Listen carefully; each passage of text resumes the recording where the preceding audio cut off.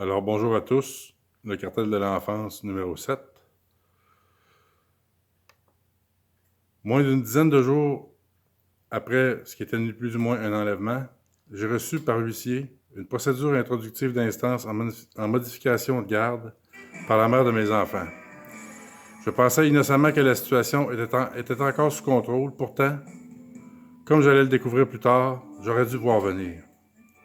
Cette fois-là, puisque ma première expérience avec la cour familiale et ses avocats m'avait laissé amer, j'ai choisi de me représenter seul.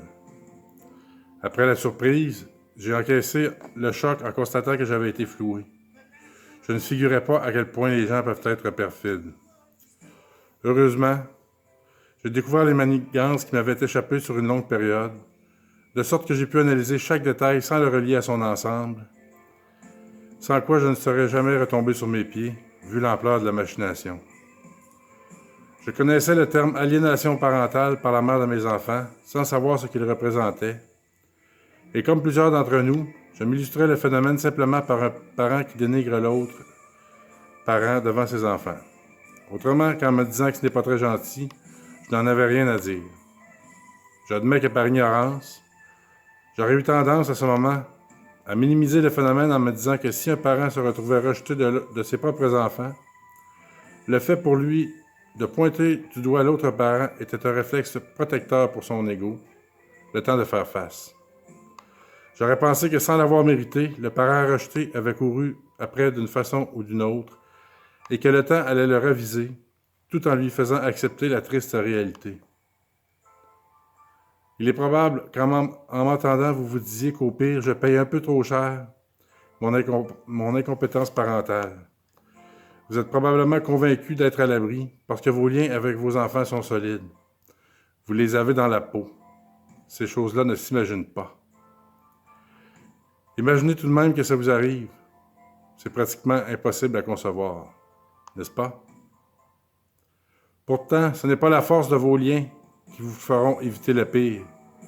Si vous êtes affable, si vous aimez vos enfants inconditionnellement, si vous ne cherchez pas à rivaliser avec l'autre parent pour l'amour de vos enfants, si vous êtes celui qui donne de tout cœur et ne cherche pas à dominer, vous êtes des victimes potentielles. Le parent aliénant, de son côté, surveille et mesure toutes les manifestations de l'amour que vos enfants vous portent, sabotant au passage la conviction qu'ils ont de votre amour pour eux. C'est justement parce qu'on ne s'imagine pas que ça puisse arriver que c'est aussi infernal. De surcroît, vos liens sont tellement forts qu'ils transpirent à la vue de tous. Pourtant, avant longtemps, tout le monde aura oublié. Vos enfants semblent se transformer en monstres du jour au lendemain, et personne ne reconnaît les liens qui vous unissaient à eux. Votre parole, votre perception de la réalité ne mérite aucune crédibilité. Les savants que vous rencontrez, eux, prétendent comprendre la situation mieux que vous.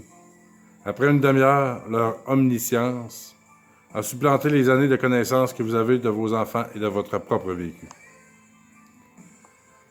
C'était la pire chose qui pouvait m'arriver. Voilà pourquoi c'est arrivé. La pire violence qu'on pouvait me faire. Je ne cherche pas à m'imposer à quiconque. Je n'exigerai d'ailleurs pas de mes enfants qu'ils m'aiment. C'est pourquoi, à 2 reprises, d'abord pour 1 mois et plus tard pour 6 mois, bien que triste, je me suis résigné à l'idée que mes enfants voulaient me voir moins souvent, comme ils m'en avaient fait part en compagnie de leur mère. Cependant, je sentais que mes enfants ne faisaient pas que se distancer de moi, mais affichaient une sorte de mépris, dans un langage qui n'était pas le leur, et qu'ils semblaient ligués contre moi. Une intuition m'a conduit à jeter un œil par Internet sur le sujet de l'aliénation parentale. Un élément en particulier a attiré mon attention. Parmi les 5 courants d'aliénation parentale, un phénomène revient invariablement, celui du penseur indépendant. Instinctivement, j'ai mis la main sur des lettres que chacun de mes enfants m'avait écrites le même jour et qu'ils m'avaient remises en présence de leur mère 2 mois plus tôt. Le phénomène du penseur indépendant se décrit comme le fait que l'enfant aliéné insiste en affirmant que la décision est la sienne.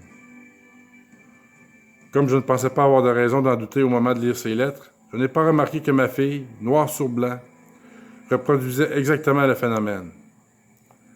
En effet, j'ai été abasourdi a posteriori en remarquant qu'à 4 reprises dans sa lettre, elle soulignait en double ou encadrait les déterminants possessifs, pour insister sur le fait que la décision était la sienne, même qu'elle faisait le boulot pour son frère. Pourquoi aurais-je douté de cela? Pourquoi fallait-il insister? La réponse est simple, parce que c'était faux. Pourtant, je n'en avais pas douté, m'étant plutôt remis en question, comme j'ai l'habitude de le faire, en envisageant la possibilité que je ne sois pas agréable à fréquenter. Et le cas échéant, je n'allais pas forcer mes enfants à me côtoyer. Le bonheur de mes enfants passe avant le mien. En adulte responsable, je dois vivre avec leurs décisions, demeurer disponible et ne pas leur faire vivre de représailles. C'est le devoir de parent et c'est ainsi que j'ai agi. Ma fille écrit également « Ne te défoule pas sur maman ». Comme quoi elle est déjà enrôlée comme soldate pour le compte de sa mère. Elle n'a pas de raison réelle de croire que je me défoulerais sur sa mère. Sauf si effectivement sa mère est derrière la dite décision. Pourquoi je me défoulerais sur sa mère si la décision est celle de ma fille? J'ai toujours tout mis en œuvre pour ne pas exposer aux enfants les conflits nous opposant. Sans être parfait, je pense avoir été exemplaire sur ce point. Il n'y a rien émanant de mon comportement observable par mes enfants qui puisse indiquer que je vais me défouler sur leur mère. Comme je le mentionnais plus tôt, je me représentais seul et j'apprenais sur le tas, en vitesse, les rouages de notre merveilleux système de justice familiale. Il fallait donc établir un premier contact avec l'avocat de madame. J'ai aussitôt affiché mes couleurs. J'allais mettre en lumière des faits soutenant la thèse de l'aliénation parentale. Avec notamment cette fameuse manifestation flagrante du phénomène du penseur indépendant, j'étais convaincu de créer l'émoi, de démasquer la supercherie et de couper l'herbe sous le pied de madame. Avec son avocat d'entrée de jeu, il fallait statuer sur la possibilité de nommer un procureur pour mes enfants. A priori, la question ne se posait pas. On ne peut être contre la vertu, puisqu'en théorie, mes enfants sont entre bonnes mains, avec un ou une professionnelle pour les représenter. Sans un avocat à l'enfant, d'ailleurs, il est peu probable que l'enfant puisse être entendu, puisque, comme on le dit chez nos amis les avocats, les juges n'aiment pas bien ça, interroger les enfants. Une première date est fixée pour lancer la danse et pour trancher de cette question. À ce moment, je me montre tout à fait favorable à cette nomination. Avant cette première audience, cependant, l'opinion d'un expert, un éminent expert en la matière, me fait changer d'idée. Selon lui, dans les cas d'aliénation parentale, étant donné que le procureur à l'enfant est tenu de représenter son client comme un adulte, le dit procureur devient simplement une voie de plus dans le mécanisme d'aliénation. Oh, attendez. Il faut récapituler un peu. On vient d'apprendre d'abord que les principaux intéressés ne témoigneront pas. Au tribunal de la famille, la parole des enfants n'est pas la bienvenue. Deuxièmement, les enfants seront représentés comme des adultes. Ça veut dire quoi au juste? En gros, on a créé une fonction de procureur à l'enfant, ce qui semble louable. Malheureusement, quelques années plus tard, une décision faisant désormais jurisprudence, que j'appelle la jurisprudence du diable, en a saboté l'utilité. Lorsqu'un de ses procureurs apportait à l'attention du tribunal une situation qu'il avait décelée, à savoir un contexte de manipulation de la part d'un des parents, on lui a précisé qu'il n'avait pas enquêté et qu'il devait prendre textuellement les volontés exprimées par les enfants et plaider en fonction de celles-ci. Pardon, le vocable choisi n'est pas la volonté, mais le désir. C'est encore pire, encore plus frivole. L'enfant est promu dictateur pour assouvir ses désirs. Laissons-le donc abandonner l'école, se nourrir de bonbons et passer ses journées devant la télé ou sa console de jeu. Au moins, on aura le mérite de lui offrir une vie d'enfant rêvé. On se contente de tester les aptitudes de l'enfant pour savoir s'il peut faire un raisonnement élémentaire. Et dans l'affirmative, on considère qu'il est apte à décider si un de ses parents doit être évacué de sa vie. Rappelons qu'au Québec, un enfant ne peut pas voter pour choisir qui le représentera politiquement, ne peut pas consommer d'alcool, ne peut pas conduire avant l'âge de 16 ans et ne peut pas consentir à un soin avant l'âge de 14 ans. Cependant, ici au Québec, un enfant duquel on ne s'intéresse pas assez pour le laisser s'exprimer librement a tout le loisir de choisir un parent au profit d'un autre dès l'âge de 10 ans. Dans ce domaine précis, exclusivement, l'enfant est considéré comme un adulte. On donne une liberté aux enfants qui devient automatiquement une responsabilité, puisqu'ils vivront possiblement avec cette décision pour des années à venir. Le système judiciaire ne fait rien de moins qu'abandonner les enfants. L'enfant, innocent et manipulable, prend une décision beaucoup trop grande pour lui. Il n'aura pas le choix d'assumer sa décision d'enfant, peut-être pour des années à venir.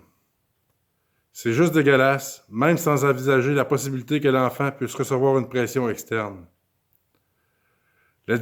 L'adultification est d'ailleurs un des mécanismes d'enchevêtrement psychologique impliqués dans la problématique d'aliénation parentale.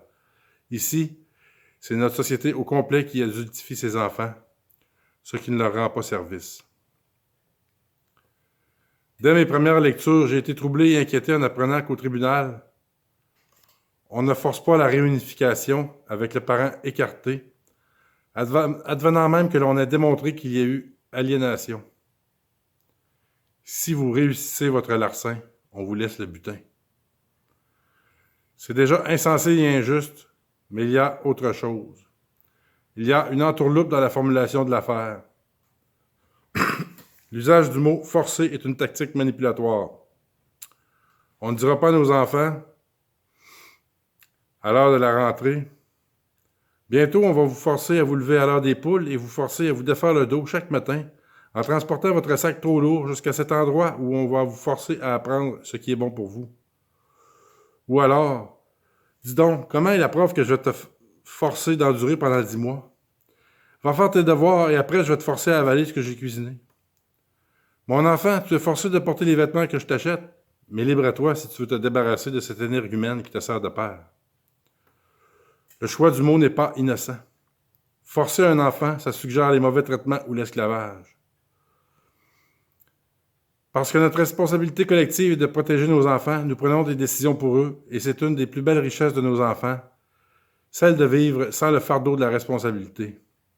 Je vote pour le droit à l'innocence comme droit primordial pour nos enfants.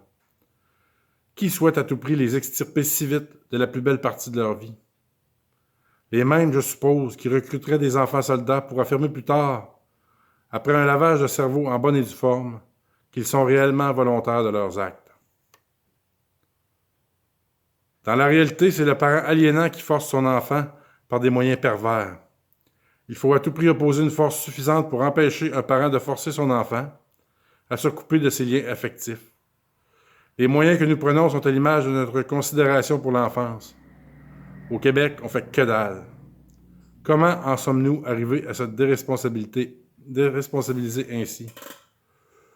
Sommes-nous un peuple à ce point négligent pour laisser cela arriver? Nous entretenons un système impotent qui se lave les mains de la violence. Si c'était seulement ça, la réalité est pire encore. À la base de nos lois de la Constitution canadienne est enchâssée la Convention relative aux droits de l'enfant, qui, je pense, a été ratifiée en 1991. En théorie, selon cette convention, pour toutes les institutions traitant des questions reliées à l'enfance, l'intérêt supérieur de l'enfant doit être au centre des décisions. Conséquemment, le procureur est visé par cette obligation, comme le sont le juge, l'avocat et plus généralement le système d'éducation, le système de santé, etc. Pour ce sujet précis, le fait de permettre à un enfant d'obéir à son désir contrevient à la charte. Autrement, il faudrait généraliser la notion de désir et permettre aux enfants de décider sur un tas de choses pour lesquelles on a pourtant établi collectivement que les enfants n'avaient pas la maturité nécessaire. C'est notre responsabilité de parents et de citoyens. C'est l'essence même de l'enfance. Nous devons être là pour les protéger d'eux-mêmes. Ici, pourtant, on délègue à l'enfant l'odieux de sa responsabilité. On lui fait faire la job à notre place. Comme le diable est dans les détails, il faut souligner le droit reconnu à l'enfant par la Charte d'être entendu lorsque des décisions le concernant doivent être prises. Rien ne dit que ce droit doit prévaloir sur son droit à la protection. En premier lieu, qu'il soit entendu ne signifie pas qu'il peut tout décider à lui seul. Deuxièmement, pour qu'il soit entendu, on devrait s'assurer que l'enfant n'est pas influencé de façon malveillante contre son intérêt, dans lequel cas c'est le parent aliénant qui est entendu à sa place. Or, on ne veut pas que les enfants puissent s'exprimer devant le tribunal, ce qui risquerait d'exposer la réalité sur les pressions qu'ils subissent. On accepte donc de considérer la position des enfants à condition qu'elle soit relayée par un avocat qui a pourtant comme mandat clair d'occulter toute possibilité d'une influence externe, malgré ce qu'il aurait pu observer. On prétend ensuite respecter le droit de l'enfant à être entendu. On s'est assuré d'empêcher la vérité d'atteindre le tribunal en utilisant le procureur à l'enfant comme tampon anti-vérité, en filtrant pour éviter de laisser filtrer. Le parent aliénant a un puissant outil de plus au service de ses intentions malicieuses. C'est très tordu. Je me demande si la Commission des droits à l'enfant tolère cette contorsion frauduleuse en connaissance de cause. Soulignons que selon la Charte du droit à l'enfant, celui-ci a droit à la protection, comme je disais. Qui viendra me dire qu'on respecte ce droit à la protection en agissant de la sorte? En gros,